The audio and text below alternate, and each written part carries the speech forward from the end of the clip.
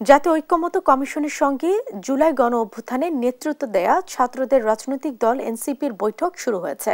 এ নিয়ে আরো জানাতে সেখান থেকে যুক্ত হচ্ছেন সহকর্মী জনাতুল মোহনা।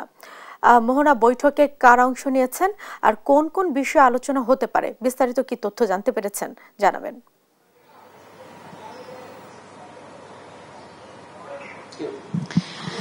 এই মুহূর্তে অবস্থান করছি সংসদ ভবনের এলডি হলের সামনে এবং আপনারা জানেন যে আজ জাতীয় নাগরিক পার্টির সাথে জাতীয় ঐক্যমত্য কমিশনের বৈঠক হওয়ার কথা এবং সেই সূত্রে বেলা 10:15টায় রাজধানীর সংসদ ভবনের এলডি হলে এসেছেন জাতীয় নাগরিক পার্টির আহ্বায়ক নাহিদ ইসলাম, দক্ষিণাঞ্চলের মুখ্য সংগঠক হাসনাত এবং আমরা দেখেছি সরওয়ার তুষার সহ 6 জনের একটি প্রতিনিধি দল এলডি হলে এসেছেন এবং তারা কিছুক্ষণ আগেই সূচনা বক্তব্য দিয়েছে। আপনারা জানেন যে নাহিদ ইসলাম কিছুক্ষণ আগেই জানিয়েছেন যে রাষ্ট্র সংস্কারে ফ্যাসিবাদের বিলোপ এবং কাঠামো বিনির্মাণে যেই সংস্কার বিনির্মাণের জন্য তারা এই আন্দোলন করেছেন তা যেন কখনোই বিফলে না যায়, সেই জন্যই তাদের আজকে আলোচনা হবে এবং বা একটি দলকে সরিয়ে আরেকটি দলকে ক্ষমতায় আনতে তারা এই আন্দোলন করেনি বলে তারা বারবার বলেছে। তার লক্ষ্যে রাষ্ট্র সংস্কারের জন্য যে সকল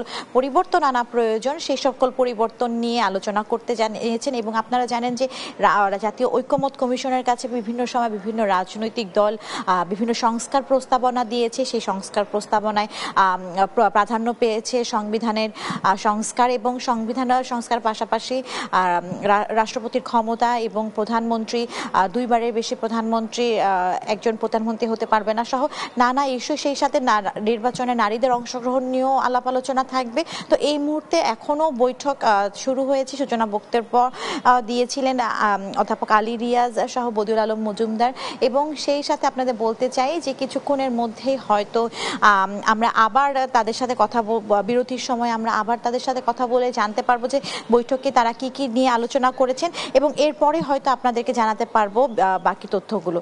তো এই ছিল সংসদ ভবনের এলডি হল থেকে আমার কাছে সর্বশেষ সংবাদ।